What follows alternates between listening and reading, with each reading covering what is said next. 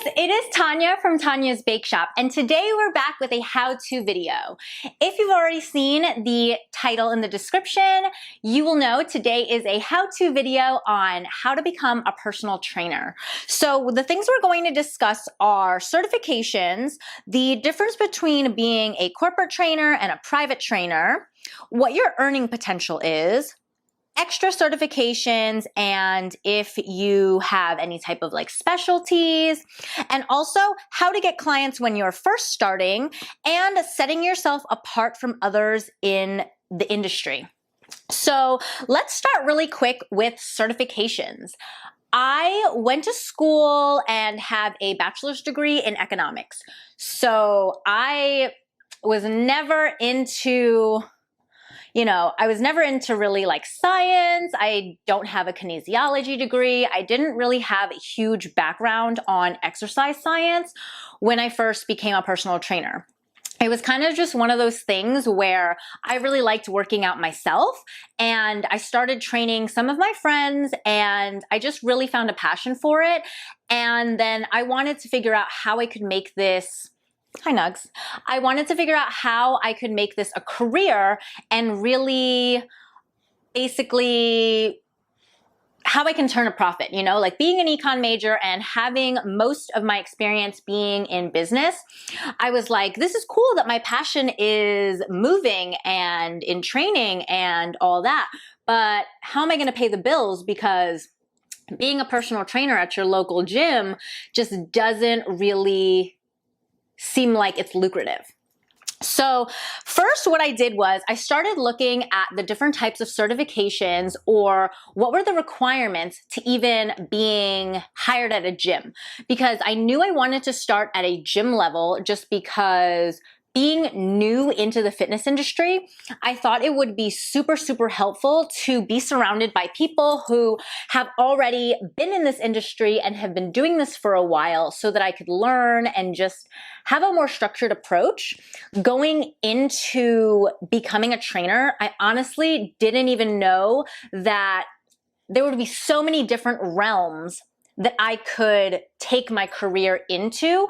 I really was just thinking of it as a gym type of job and trying to figure out, okay, well, like what gym or what company do I see myself like aligning with and just like matching their culture. So the certifications that I had looked into were the ACE certification, the Nasm certification, and the ISSA certification. So the Nasm certification is the one that I ended up going with just because, so the National Academy of Sports Medicine, they are basically very widely accepted for certification if you are applying for jobs at certain places.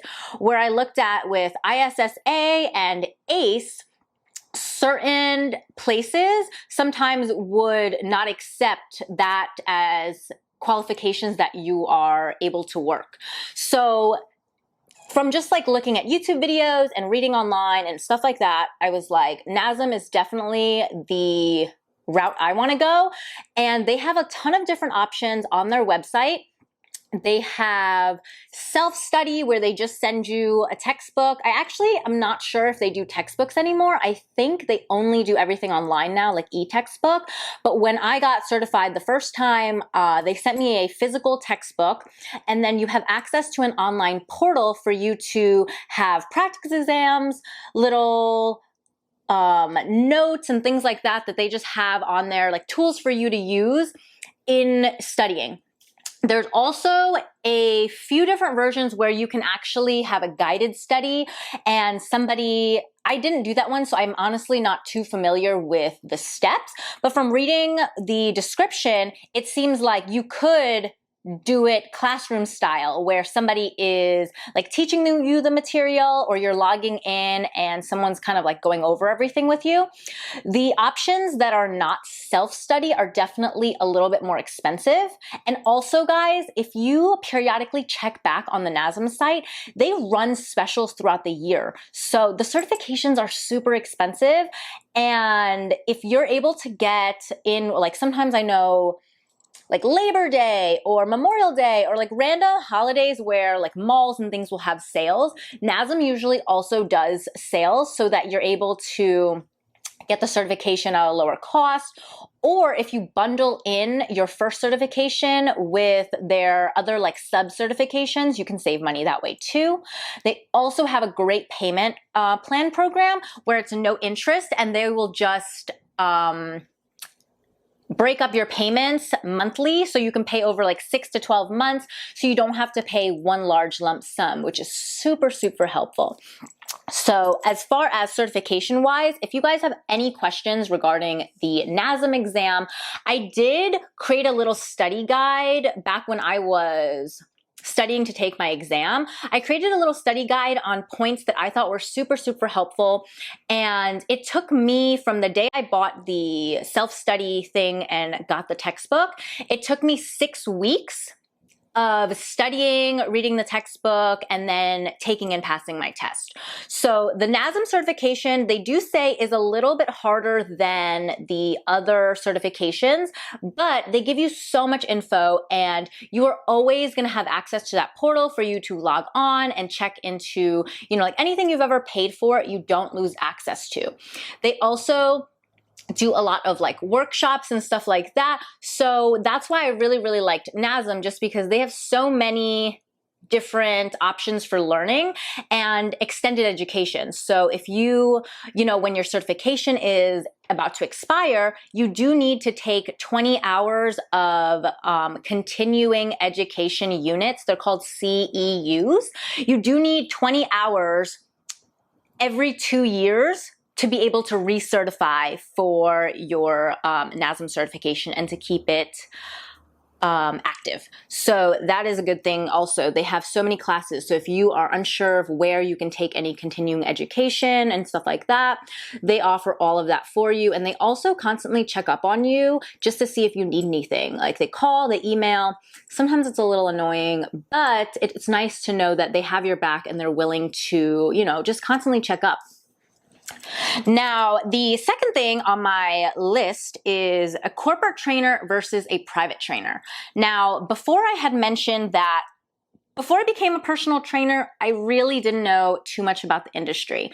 I thought that all trainers worked at gyms, or all trainers had to, you know, like I just thought that the job was one way. Like I didn't really think there was so many other paths to it. And I started my first personal training job at Equinox. It's like a luxury fitness gym. I don't know if they're everywhere, if everyone knows what that is.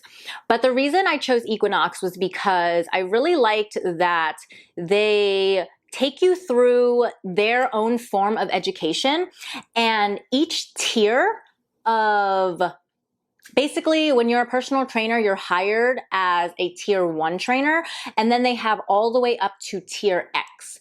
So every time you level up as a trainer, you have to go through certain courses and learn certain things and have certain amount of hours allocated to your training so that you can move up. And I really like that because being new, I didn't know what to expect, and I wasn't really sure. Looking at other gyms like LA Fitness, 24 Hour Fitness, and things like that, the smaller corporate type gyms, I didn't really see a lot of education that they poured into their trainers. And that was a big reason I started at Equinox. So when you're a corporate trainer versus a personal private trainer, there are some big differences. When you're a corporate trainer, you work for a gym, for a facility, and you can work with a team of other trainers or a team of salespeople to help you fill your book of clientele. You are definitely responsible for walking around and trying to engage in conversation and find clients on your own. But also, if you build a really good relationship with the salespeople, the managers, and other members in the gym, people can refer to you. So your job is a little bit easier as a corporate trainer, especially when you're getting started, because a lot of trainers, once they get certified, they are super unsure of how to get clients. And usually you think, okay, well, where would I get customers? Probably asking your friends or family, versus when you're in a gym environment, you are surrounded by people all day who are coming to the gym because they want to, lose weight or hit certain fitness goals. And they're already in the mindset of, this is important to me, versus you having to like pound the pavements and hit the streets looking for random folks who you're trying to convince that they need help with their health. So definitely, if you are starting out, working for any type of corporate facility is definitely so helpful, because they really help you structure your business. And also, I've known a lot of trainers who prefer the corporate route just because they don't want to be in charge of running their own business. When you are a personal trainer, you are your product, and you're trying to constantly sell yourself to other people.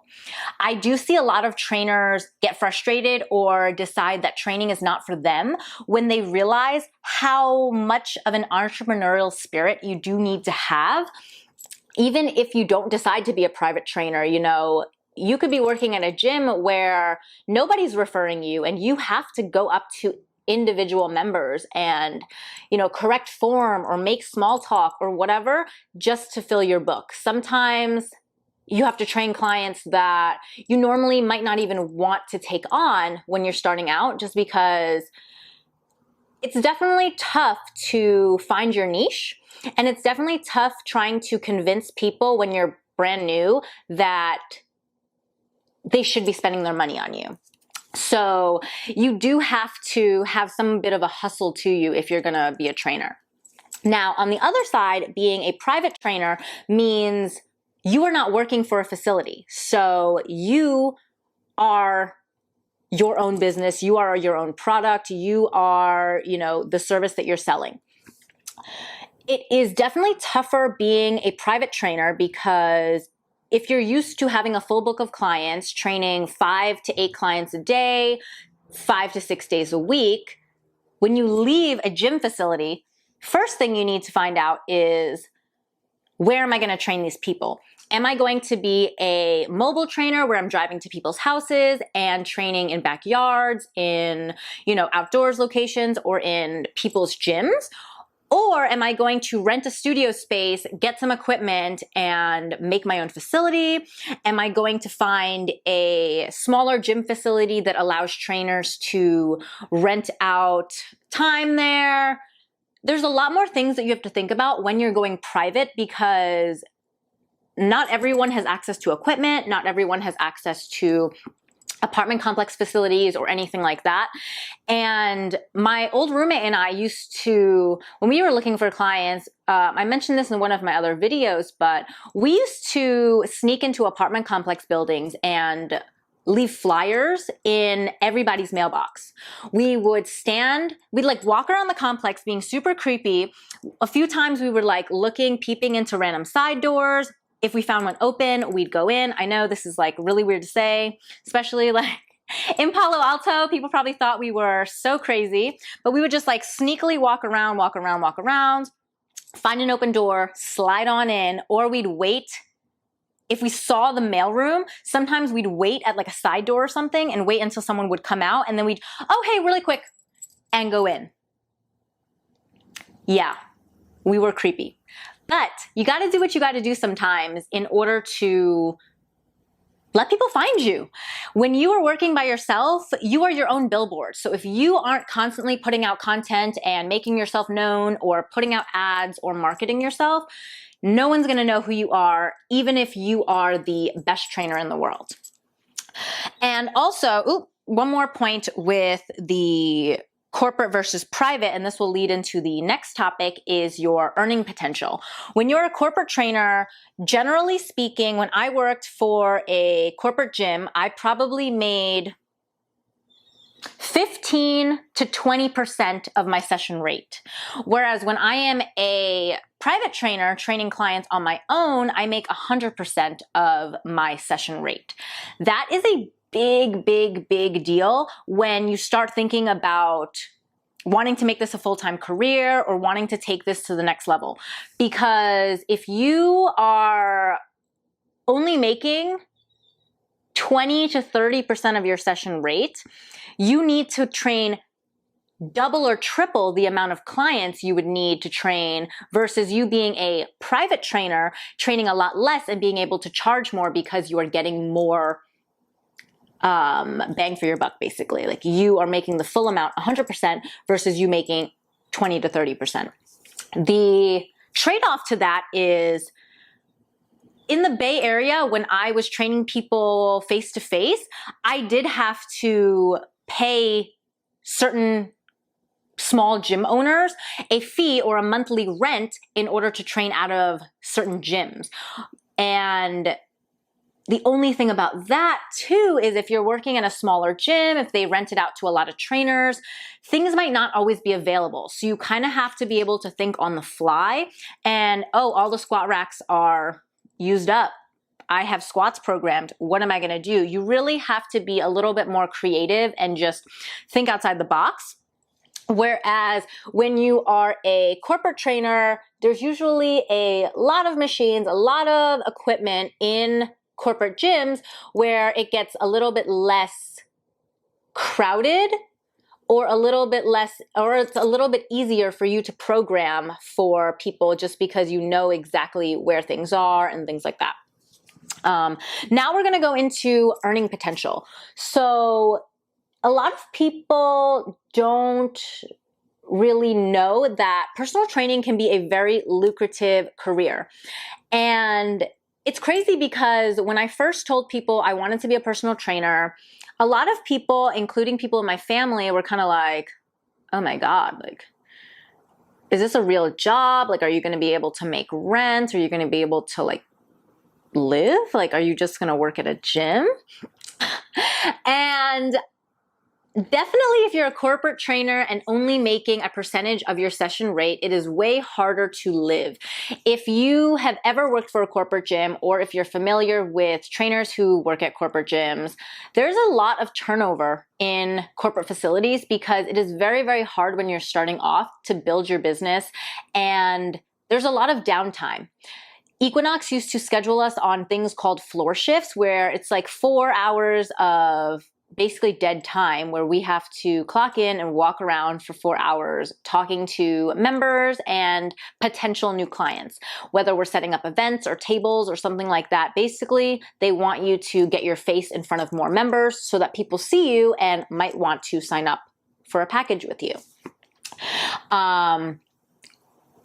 When you don't have a large enough savings to carry you through 6 months to a year, I'd say, it's definitely very, very rough in the beginning. I know trainers who have slept in their cars. I know trainers who have worked multiple jobs just to be able to keep their dream alive. I know trainers who have had to skip meals because they just didn't have the money that month, just didn't have enough sessions. And this career path, this industry is a grind. And if you are not down for the grind, you're really not going to make it. The earning potential is super, super high though. If you are a private trainer and if you have certain specialties that you know that you can, teach people, or if you say get certifications in working out people who have certain injuries or so, I'm trying to think, of specific examples. But for instance, I recently have been training more clients who are over 55. And because of that, I'm getting a lot more referrals of people who are over 55, who just need more mobility work, who just need to get moving because from a health standpoint, they are getting older and, certain things just don't feel the same like they used to. I get a lot of clients who have osteopenia, who have osteoporosis, just because that was just a population of people I worked with. And the next thing you know, everyone just started referring like, oh, I have that issue too. My trainer helped me with this. And then, when you find your thing, you'll start to get a lot more referrals. And you don't want to specialize in too many things because you don't want to end up overloading yourself to the point where you have no idea what type of trainer you are going to be. In this industry, it is very easy to get caught up in fads, and it's very easy to lose yourself trying to become like everyone else. You really, really need to pick something that you not only are good at, but that you are passionate about, so that you can find clients that are in that realm, and so that you can set yourself apart, not just being a lifestyle trainer like most trainers are, which there's nothing wrong with being a standard lifestyle trainer and not having specialties. But if you don't decide to take your own education a little bit further and give your clients more value, eventually it's going to be harder to find your own client base, because you're casting your net into such a wide pool, and there's so many options of trainers that why would someone pick you? This industry is so saturated. There's so many trainers. There's so many people selling programs. There's so many people who are helping people get fit online. Why would, Joe Schmo pick you as a trainer over someone else? And it usually comes down to your personality, how they click with you, and how they, feel off your vibe. And then it's also what kind of things can you teach them, or can you improve that is going to help them reach their goals, or is going to help better their life. And when you have a specialty, honestly, that's when you can start to charge more. You need to be very, very firm and fair with your pricing, especially when you start out. If you are going to be a private trainer, you can't just start off charging people $200 an hour and have absolutely nothing, no education or anything behind you. You have to humble yourself. This is a career that you are going to go through the struggle in the beginning before you really kind of break out and find who you are and what you'd like to do in this industry. The next thing that I want to talk about is how to get clients. Now, we already talked about how to get clients. If you are in a corporate facility, you basically want to make yourself known, walk around the gym, introduce yourself to clients, introduce yourself to the front desk staff. Offer to train the front desk staff for free, because they are the first faces people see when they walk into a gym. And if you are a trainer that's offering to train them for free and you show them cool things, now they're more likely to recommend you if someone walks in and is like, hey, I'm new here. I'm interested in getting a trainer. Do you know anybody? And they'll be like, oh my God, yeah, let me introduce you to my trainer, Tonya. She, is great. She does this, this, and this. When people have worked with you, they have a better sales pitch for you, pretty much. And this business is all about referrals. You need referrals. You also want to, you're going to need a little bit of free time, because you're going to need to make yourself available to kind of just like be around.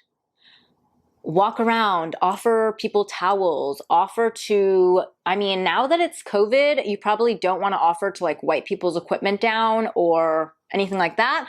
But in order for you to charge for a service, you need to also first offer it for free. So you want to look around and be like, I see that guy come in a lot. Like, let me go over there and give him a tip on something that I've seen him doing that I think I could help him improve.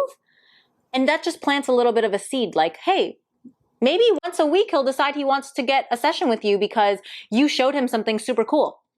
On the other side, being a private trainer, if you are looking for clients, I highly recommend downloading an app called Thumbtack.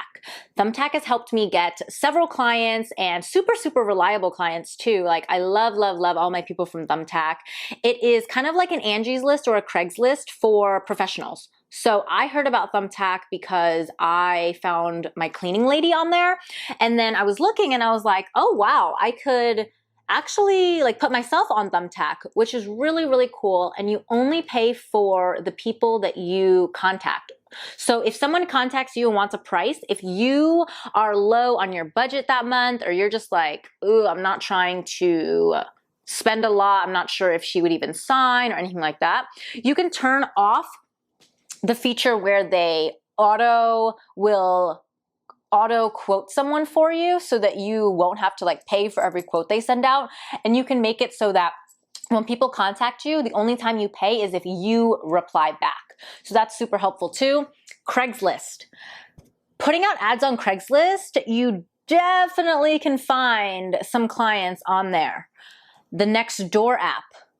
Putting out flyers on community boards at Whole Foods, at Starbucks. I have done those too. I've done like driven around town, going to Starbucks, Dunkin's, Whole Foods, and things like that, and posted my little flyers on their community board so that people can contact me. One thing though, you don't want to put your personal number on flyers that you're going to be posting all over the place. So you want to make sure that either you have a Google Voice number, like something that's separate, so in case someone decides they want to stalk you or make you feel uncomfortable, you can immediately like delete that number or block that person. Or you only want to put your email on any of the flyers that you're putting in public, just because nowadays you really want to be careful and you want to make sure that you are safe, not just, you know, putting all of your personal information out there. Let me see if I have anything else on my list. Nope, I actually am done. This video is definitely a lot longer than I thought it was gonna be, but I hope you guys got a lot out of this. When I first started training, I was super confused and just unsure about what to do and how I was going to make this a career, because your girl had a lot of bills and California was expensive to live in. But through trial and error, I have found that it really is all about getting yourself in front of more faces. The more people you're able to put yourself in front of, the more chances you have of someone signing on as a client. You have to humble yourself. You have to be willing to do things for free before you're gonna get paid doing them. You have to be very open to feedback. In the fitness industry, things are changing so often, and there are so many new ways to do things. There are so many different styles and techniques, and you really want to focus on your education and really know what you're talking about, and then also figure out what your specialty or what type of people you really enjoy working with. Because the later or the longer you are a trainer, you are going to notice that there are some clients that you just don't like taking on because it's not your, you know, you might not want to do mobility, or you might want to be a straight power lifter and you just want to train power lifters. You have to find your own niche, and you need to define yourself before you're able to expand your business. I hope you guys enjoyed this video. Thank you guys so much for watching. If you guys like this type of content, please comment below and let me know. And thank you so much for watching. I look forward to seeing you guys on my next video. Bye.